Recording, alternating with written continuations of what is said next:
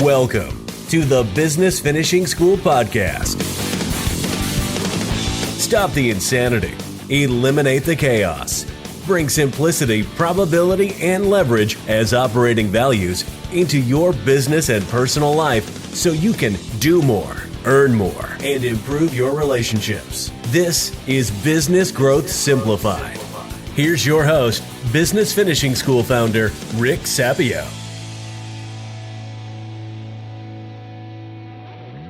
Hey everyone, this is Rick Sapio recording from Dallas, Texas for another episode of the BFS podcast. And this is the fourth Tuesday of the month, as we've been doing for a long time. Fourth Tuesday of the month is Principles and Tactics. And I got a surprise here. I'm actually talking to my financial advisor and partner on the 100-year savings solution, Teresa. She's going to join me on this call. And we're going to talk about a topic that's near and dear to both of us, The Millionaire Next Door.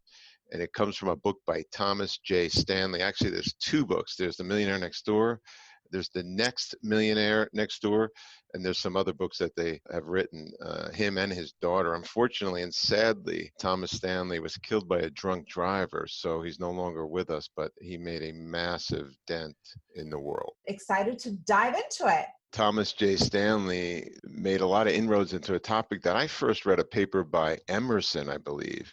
And he had a topic, you can look it up. I think he called it the theory of money. And he says, look, it's impossible to create wealth if you haven't learned the discipline of spending less than you earn. So there's a direct relationship between inflows and outflows.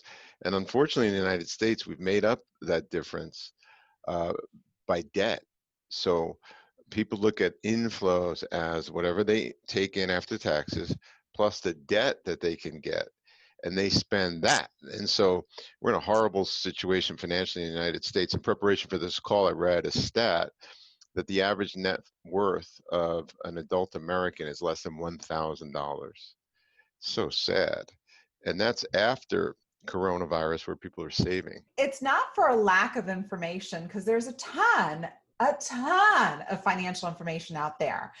I believe it's, you know me, I'm a student of culture and society and institutions.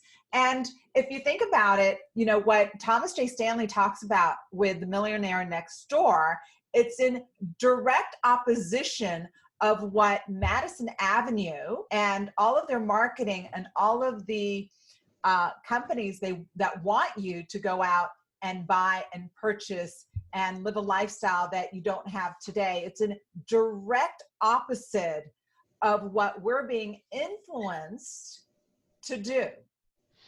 Yeah, I mean, this is a principle, right? A principle is spend less than you make. However, you've got Keeping Up with the Kardashians, you've got Keeping Up with the Joneses, which is a real story based on how people tried to outspend each other in the 1800s. They had these big mansions outside New York City, mostly on the Hudson. There was a family named Jones, and they had this incredible home, and that's where Keeping Up with the Joneses started.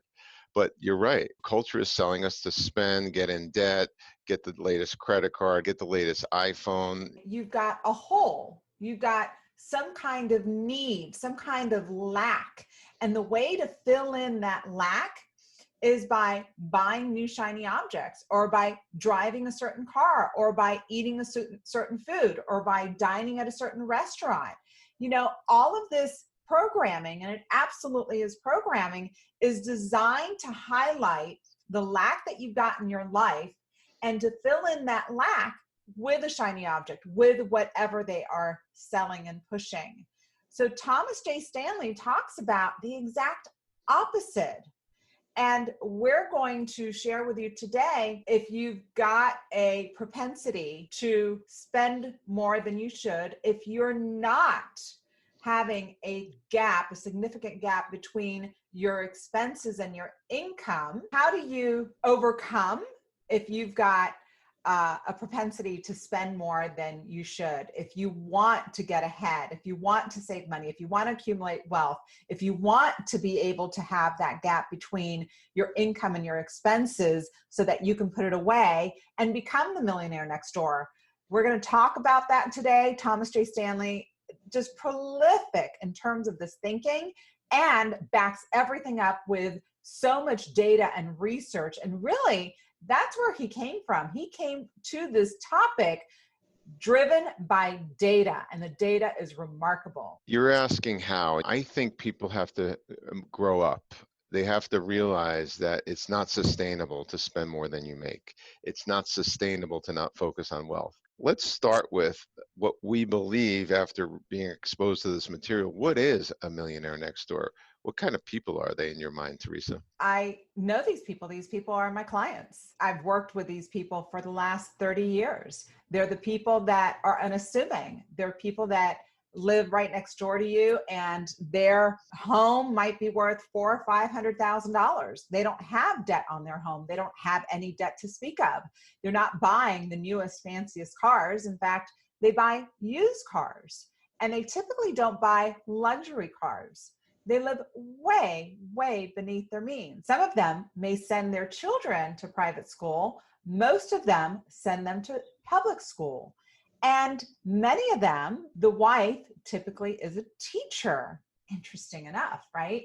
And as a teacher, she's got fantastic benefits. Their children live a lifestyle really more conservative than their peers from the perspective of spending money, having the latest private labels, not shopping in exclusive department stores.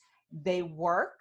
Many of the children learn to work early, save money. It's a whole lifestyle, not around acquiring things. It's about a lifestyle that's simpler and giving the family an opportunity to save money and accumulate wealth. There's some quotes from Thomas Stanley that I've got here. He says, discipline is required to transform income into wealth. He also said, income is what you bring home today.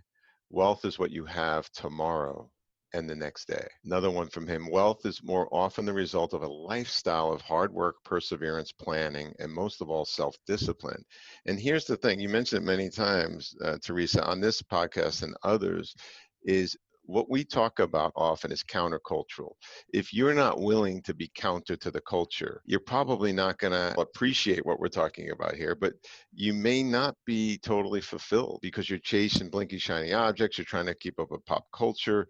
You're interesting in the stats. The millionaires next door often don't participate in pop culture to the degree that most people do in terms of TV time, in terms of what they read. It's more about getting better and better at being parents, getting better and better in their chosen career, and their careers like dentists and plumbers, teachers, as you mentioned. So these are people that decided early in life that they're going to be successful. I'm going to tell one quick story. My friend Greg, I grew up with him. Him and I used to play ping pong and pool together when we were like 10, 11, and 12. And he graduated high school and got a union job in New York City as a custodian of all things. Greg now, he's my age, he's got like $4 million in his retirement plan. He is about to take a big pension. He owns 3 rental properties. And ironically, to your point, Teresa, his wife is a teacher, and he never made more than $65,000. And he has millions of dollars saved up. Why? Because he did side jobs often on the weekends. He always worked. He was always seeking investment opportunities that were in fields that he knew, mainly rental properties. So I'm very close to many people like this, as you are. And it starts with a willingness to be disciplined and to persevere and have a long-term mindset. One other thing I'd like to say, Rick, is the person that appears to be a millionaire who's not. Many times that flashy person who appears to have it all together from a financial perspective, they are not the millionaire next door. If you look at their net worth statement, it is truly lacking. And you look at them and you think, gosh, they've got to have financial security. They've got everything I want. It's really quite the opposite. And when there is a shift in the economy, like there's been with COVID, for example, you would think they wouldn't be stressed out about money, but they are the first ones that get stressed out about money. Why? Because they've raised their family with expectations they can't continue to meet and talk about stress. You know, our friend Mike McAllowitz tells an amazing story, right? Of how he was that guy. He had to start over and he had to reset the expectations. And he literally is crying when he's talking about his little girl coming up to him when he's announcing to the family that he was broke. He was completely broke after selling a company and making millions of dollars. And his little girl walked up to him with her piggy bank saying, "Daddy, we got this." It's funny how fake the world is. You know, you think about the Kardashians and everything else. I was once asked to be in a movie, and it was a movie that was going to be online, and this was years ago. But the star of the movie says, you know, "Welcome to my house, and look at my driveway." And about an hour prior to filming, they had a hard time getting the owner of the house to let him rent it for a day. It was the same house he used over and over. It was a rented house. He rented it by the day. His credit card didn't work, so they had to send one of the Lamborghinis back to the Hertz dealer. He asked me if I would use my credit card so he could tell the world about his cars. People think that that shit is real, and it's not real. The people who have real wealth are not telling the world that they're wealthy. They're going to work. They're not doing other things that we see online, like hanging out on boats or doing other nefarious things. They're actually going to work every day because they have two priorities: income and their families. So how do we become more of a millionaire next door? Let's isolate that. So we have done podcasts on the barbell strategy, and many millionaires next door take a very conservative approach to investing. They have whole life insurance policies, which is what the 100-year savings solution is all about. They have conservative investments in their IRAs and their 401ks. They have investments in their small business many times. So I mentioned my friend Greg, who his small business was buying rental properties. They maximize and leverage their income through benefits, like you mentioned, as a teacher, but they invest wisely. And the barbell strategy, very simply, is being very conservative with your foundational safe money wealth and aggressively investing in areas where you have a lot of expertise. And that's what they do. And wealth comes over time. And so often, Teresa, I'll throw it back to you now. I meet these people. I was with one this past weekend, my friend Ben, and I call them spaghetti wallers. They're looking to get wealthy by throwing enough spaghetti at the wall, enough deals and relationships and chasing opportunities that one will eventually hit. And I could tell you firsthand, having invested in more than 100 companies, that strategy does not work. It's, I say to my kids often, it's right on our family placemat. It says, the universe will provide for you only when you've proven that you can manage the money that you have and you have an aligned strategy around how you live your life. So the spaghetti wallers, they're very broad and they're doomed. They're not allowing providence to help them. It reminds me of Nelson Nash, right? One of my mentors who sadly passed away last year after living his life beating the drum, about whole life insurance and about the wisdom of saving and focusing and being really good at one thing. You know, a quote by Thomas J. Stanley: wealth accumulators are made, they are not born. Focus and train for a better financial path for yourself and for your family. And if you can't do it for yourself, you know, Rick, there's so much regret out there when it comes to money. There's so much shame. There's so much pain. And many times I've seen clients who they decide to make a change even at an older age because they say, I need to do it for my kids. I need to do it for my grandkids. I need to show them that even starting at an older age, you can create wealth. We often ask as we prepare for these podcasts, why are we doing it, or why should you do it? So why we're doing it is we want you to embrace a philosophy that may serve you better, that's going to have more fulfillment for you in your life as opposed to chasing blinky shiny objects. But why should you do it? And we were preparing with our producer, and you know, my answer to that is you shouldn't. you should only do this if you want to do it. If you see a brighter future because you have wealth, if you realize that by persevering and sacrificing that the future is going to be bigger than the past. And if you don't have that mindset, either you start now, like this moment, or you're probably never going to do it, because the reality is you don't put off discipline and wealth. It's a mindset that you start with right now. It's almost like someone who says, I'm going to start my diet on January 1st. And you're like, well, it's July. Like, what are you going to do for the next 4 months? Destroy your body? So I am a massive proponent of the barbell strategy, of conservative investing, of leveraging, the existing infrastructure that all of us have. So we talk about simplicity, probability, and leverage many times. Simplicity, obviously, is doing things as simple as possible. This is such a simple thing to do: spend less than you make. Probability is making decisions and having things that have a high probability of actually getting you to the destination that you want to get to. So in other words, don't make low probability decisions, make high probability decisions. And this is one, if your objective is wealth. And leverage is all about taking your existing knowledge, your existing infrastructure, whatever you have now, your existing investments, your existing technology, and making incremental movements from here, not trying to do something wholesale different. And so embracing the millionaire next door mindset accomplishes all three of those, in my view, and that's why I'm so excited about it. It is worth talking about why we do this.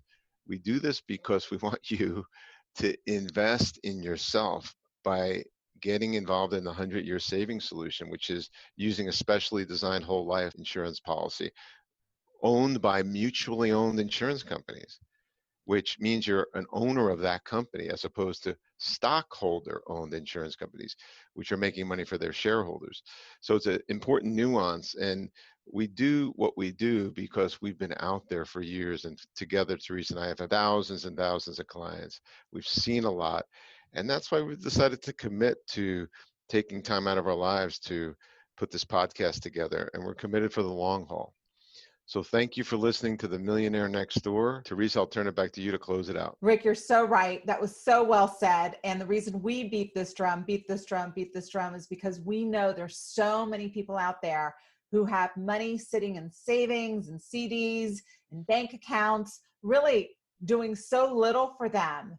And the 100-year savings solution is just the ideal solution for them to move that money into that whole life insurance policy that can do so much more for them and help them accumulate wealth. Great podcast, great information, Millionaire Next Door. Think about the concepts and the action steps that we've given you today, and we will see you next time.